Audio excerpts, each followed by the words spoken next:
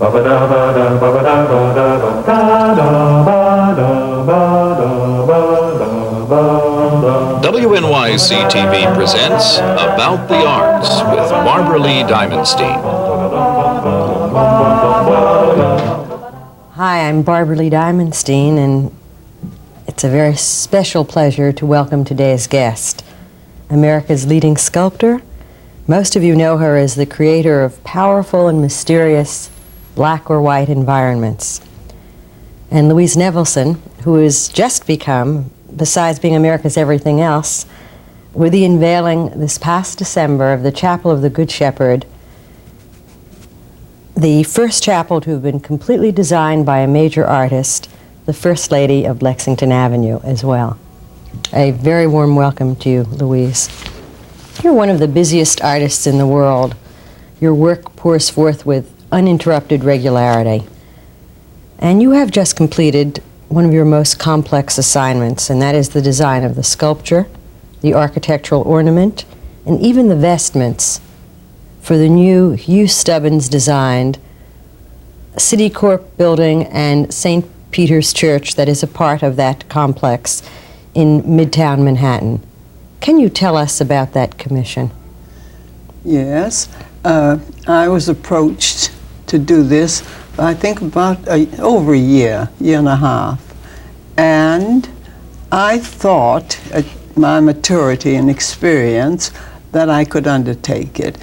Many years ago, of course, I would not conceive of taking a commission at all, because I had my work and I wasn't ready to have any superimpositions, because you do have architects, you have engineers, you have other people. But at this time in my life, the people that engage me feel I'm competent enough, so I don't have any problems. So when I took this, and I must say from the time I did till I completed it, there was nothing but joy.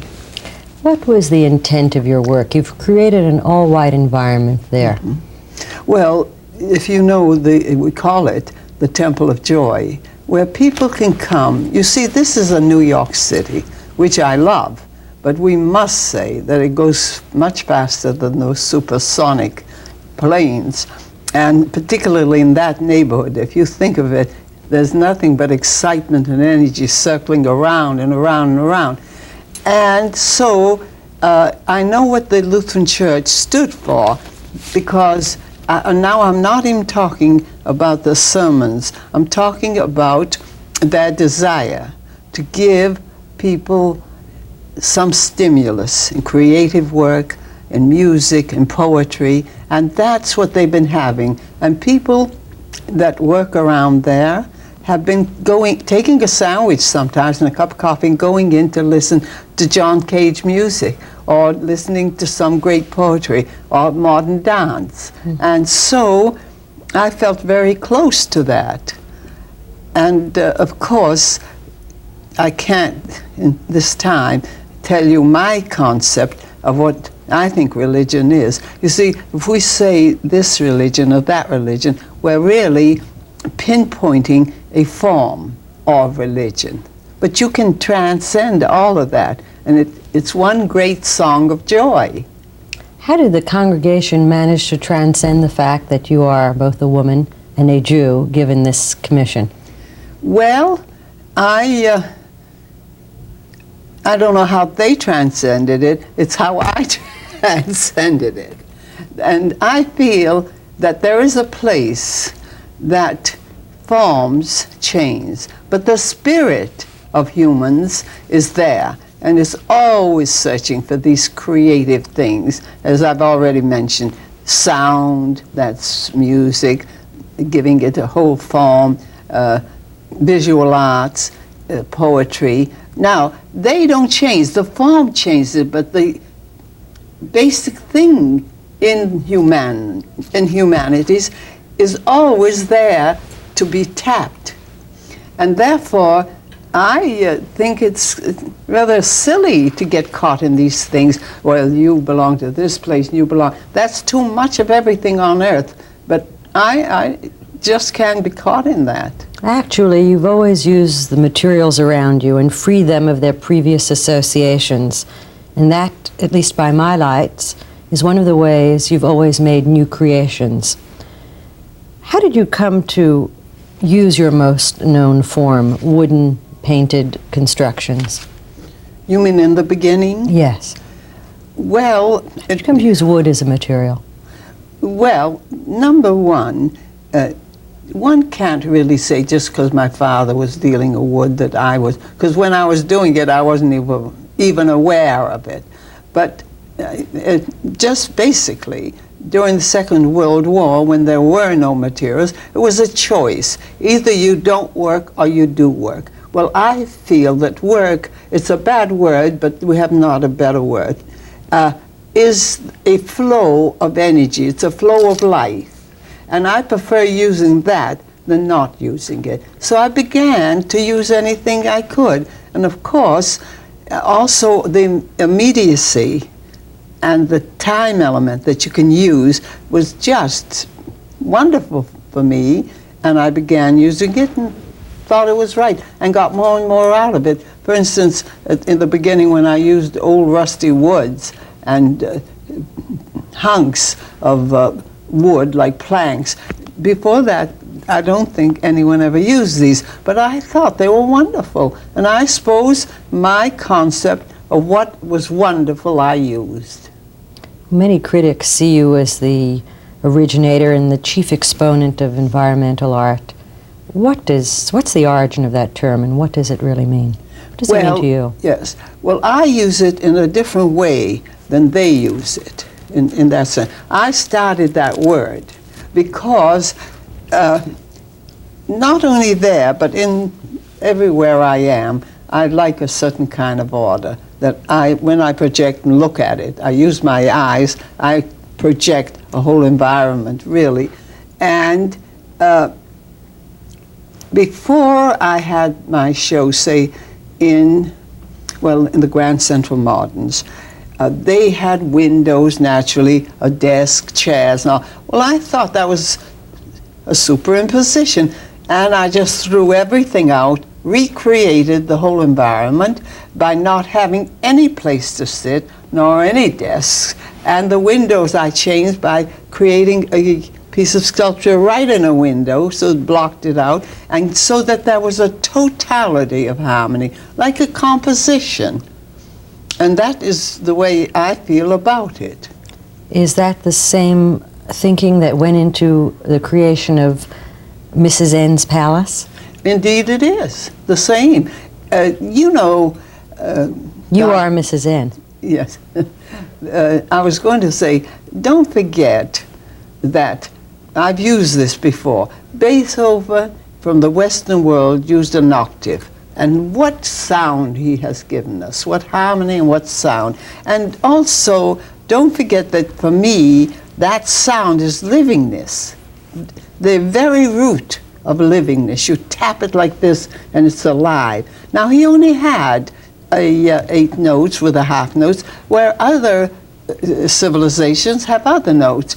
Now, by the same token, we're not going into space without knowing. First you start with a consciousness. And a couple notes was all I ever used to complete my whole, I call it my empire.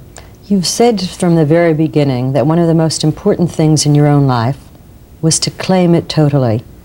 What does that mean, and do you think you've been able to do that?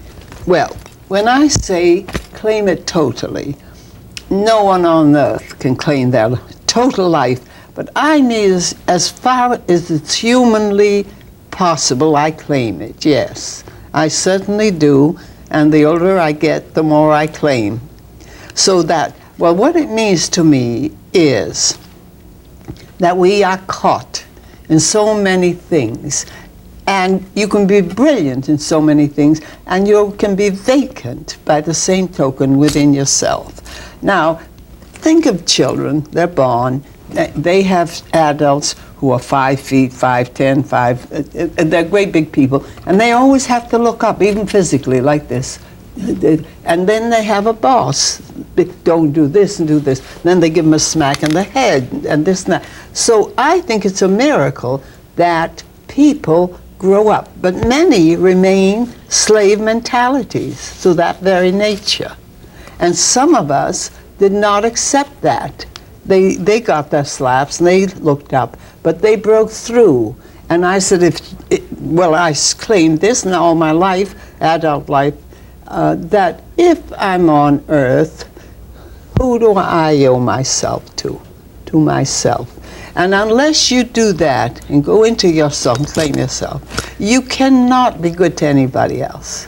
Now, for instance, as an example, if somebody says to me, I like that, give it to me, maybe 5 cents worth, I'll say no. But I may have $1 million and I see somebody and want to give it to them, and that comes from my center, not that they're pulling me out. I'd be delighted to do it. See, so there's a difference in the motivation, whether you are claiming yourself and being abundant to anyone you wish, or if they're pulling you out of your center. Well, obviously, New York causes you to be the most generous kind of self. I think that we should talk for a moment about Legion Park, your latest gift to New York. Where is that? What will that environment look like? How did it come about? Well, in a way, dear, it's not that I'm giving it entirely.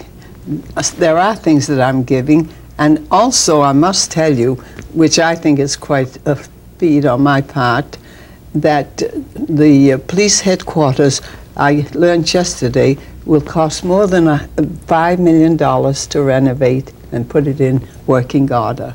It doesn't frighten me, but I mean that I think is a gift. Well, let's talk first about Legion Park, and then we'll talk about your contribution of self to the police academy. It's really your talent, because I know there was Miracle of Miracles, an anonymous donor for that sculpture in Legion Park. But what kind of environment have you created there? Well, first, the farm itself, the piece of land, is a triangle. And you can see right into the battery, right into the water. Second is, it's not far from the World Trade Center, you see. So I created 7 pieces instead of 1. Because after all, I don't care to just make a piece, I want to make an environment again. So I did that, and they are finished, and they will be up in the spring as soon as the winter's over. Then, of course, the pavement, then the benches. Then I had to even go to Botanical Garden and learn about trees that would be able to live in that environment. Also, we have a grant that, a yearly grant, that will take care of that park so that it will not be, disturbed in any way, and if any tree needs it, we can replace it, and so on and so forth. So that's taken care of. You've taken on another responsibility, and that is the renovation of the police academy to a cultural center. What is your role in terms of the police academy? Yes, well, I've taken on the whole role with help, but I mean, I've taken on the responsibility, say, of the role, because we want to make that, and we will, I hope, make a cultural center down there. You see, we have around that environment of Little Italy, we have Soho, and we also have Chinatown, and all the other places, and they don't have a center, and this building is there, and we're going to rename it so that it will encompass all people who wish to come, and they don't even have to be limited to America. It'll be international. So you're going to rename it an International Cultural Center? We hope so, yeah. And when do you see that happening? Well, it's going to take time. You know, there's a lot of red tape, and that's a lot of money, $5 million or more, probably more. And so I cannot quite answer that, but you know, I'm a total optimist. I'm thinking someone will throw us down $5 million in one bag. Well, it will probably happen to you, and leave us hope so. Is that what it is about this city that makes you sing? What about New York inspires you so? Yes. Well, I came to New York when I was very young. I stayed in New York. Now in New York, let me say, I suppose I'm here about 57 years. And for many years I didn't go away summers because that's when I did my greatest amount of work. And also, you know, the speed and the energy and the cleanness and the dirtiness is all part of it.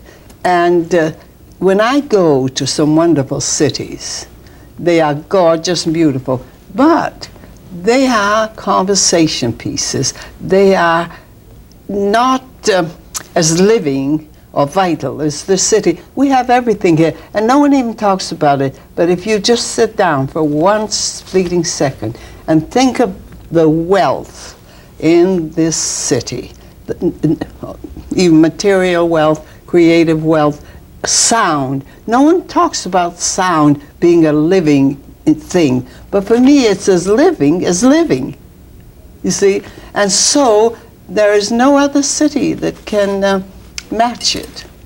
Sometimes your work reminds me of buildings, almost a scale model for a small city. Do you ever liken your planning to that of an architect? I don't liken it that way. I love architecture, but I mean, I don't really have a desire to build, but I think the same laws that create buildings are what we sit on. We stand or we sleep. We stand or we sleep. And that, you know, is vertical and horizontal. And that's a law. We don't stand sideways of this. We either stand straight or we lay straight. So consequently, I take the same principles, for instance, and say that architecture is an extension of the human being. You said earlier that you were a great optimist, and I surely have witnessed that time and time again. But I've also heard you say that there is a psychic pain for creation, that most artists create out of despair. I believe that, indeed. When I say optimist, I mean in our psychic, we are optimistic. Well, say I am, and I live there. I'm aware there. But let's even assume that we project the world. Let's assume that. But the world and our inner being, it has some friction, you see, and that is the place that in the psychic, you have a psychic labor pain. Just as if you have children, you have physical labor pain. There is. I don't think that you can create or live through life or go through life without having to confront your psychic labor pains. And I think they're worse than physical labor pains. How do you manage to deal with them? How do you renew yourself? Well, I think that's too personal. Well, there's a great change in general public acceptance of the artist during the last dozen years. In fact, in your instance, the critics have always admired your work, but for quite some time it seemed that the general public did not think that your found object wooden sculptures were aesthetically or monetarily valuable. How did you manage to sustain yourself during all those years? Yes. Well, let us say this, that the same people that didn't still don't. You know, I can't put eyes in blind people where they're blind, and we have many people that are blind. Now, we have to first say, this is still a young country, and if you study the history of countries, you'll find the first thing they want is material things, material comforts. And this country, being young, could understand if you gave them a 14-carat thing or a shiny brass thing. But think of taking old wood with rusty nails and asking them to accept it. So it was difficult, but I never questioned it because I thought, and I still feel, that the aesthetic is the place that I'm in, and so what do I care? If they're blind, let them stay there. You know, in philosophy, they say lying dogs, let them lie. Don't irritate them. In your biography, Dawns and Dusks, Conversations with Diana McCowan, you said, "My total conscious search in life has been for a new seeing, a new image, a new insight. This search not only includes the object, but the in-between places, the dawns and the dusks." What are you searching for now? Well, actually, you know, if you find one search, there's another one right behind it or We're ahead counting of on it. you. And so that you continue. And also, there are many things. I think, let me say, instead of answering you on that level, I think I'd give anything to begin to see the next place, which is about the same thing. That is living, for me. What else? You know, truly, if you want to say other things that people, you know, fill themselves with, that is really not living. They are substitutes. But the living, and that's where the psychic pain comes in, is that you clear away. Now, please don't misunderstand me. I love things, and I love comforts, and I like the good things. But that's fine, but I don't give them the place of the aliveness that you are in when you are dealing with creative things. You see, it's a whole different thing. If you had it to do over again, what might you do otherwise? In which way? In any part of your life, creatively, personally.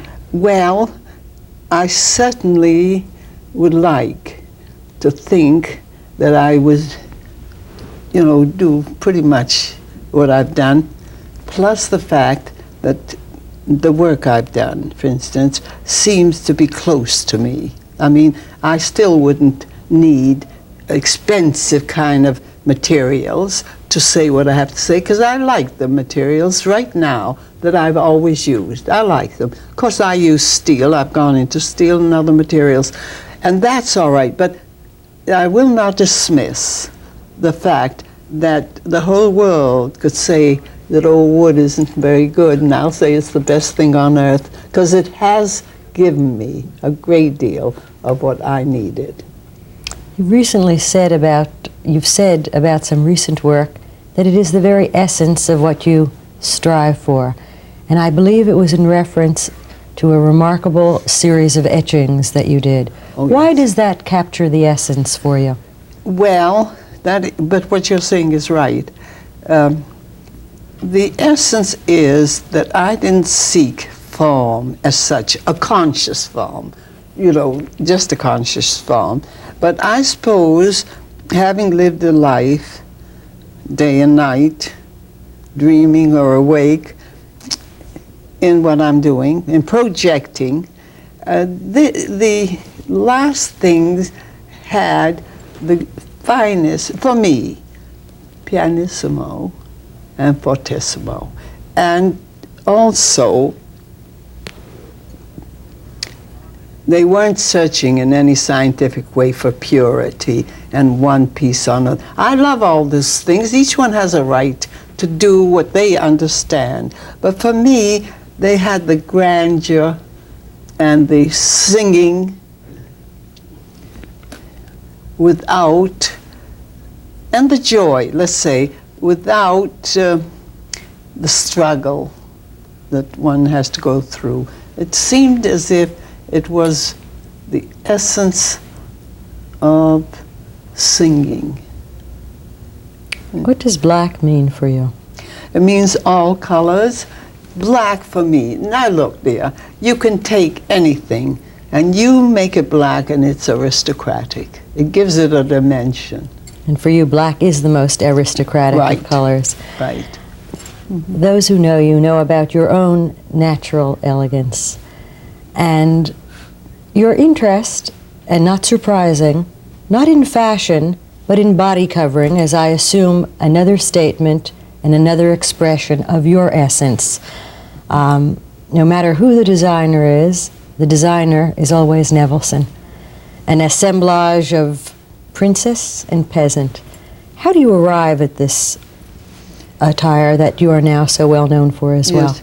Well, in the book, Miss McCowan's book of Dawns and Dusk, I said that if I were to be born again, of course I'd be born, and I'd like it, Louise Nevelson, but nevertheless, I said also that I would like to have been born, if I wasn't this, an American Indian. There was something about the land and something about the high cheekbones, the whole thing that appealed to me, the whole costume. Now, yes, when I am seen, I like to project a harmony that I hope is equivalent to the work I do.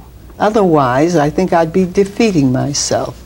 Because if we are working for harmony in our work, the first thing we ought to do, or should do, is give harmony to our being. And I think it's a gift to people that communicate with us. I really do. I think, you know, some people, pseudo-intellectuals, this, that, they think that they are going to be thought of as more intelligent if they, you know, pull their hair back and, I don't know, look like nothing. Now, or put on berets or something. Well, I don't agree. The artist in a beret? Yeah, I don't agree. I think that the first thing they should do is be in harmony with themselves and project what they wish. Now, that movie, Annie Hall, now I think that it is a masterpiece what that girl did with just simple, everyday things that is equivalent to my old wood, and she gave a projection. And before they began noticing it, I thought, how wonderful. The hat she put on with it. Now everybody's done that, but that was timed and for her body and for what she had to say in that movie. Well, of course, the whole world doesn't quite know what happened, but it did happen. You said that the essence in living is doing. What's your next project?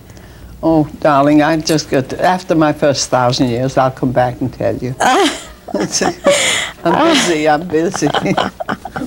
Delightfully so, by the way. In the world of art, all judgments are arguable, but one of the few incontrovertible facts is that Louise Nevelson is a remarkable woman and an amazing artist. Thank you, Louise, for being with us today, and thank you, audience, for being with us, too.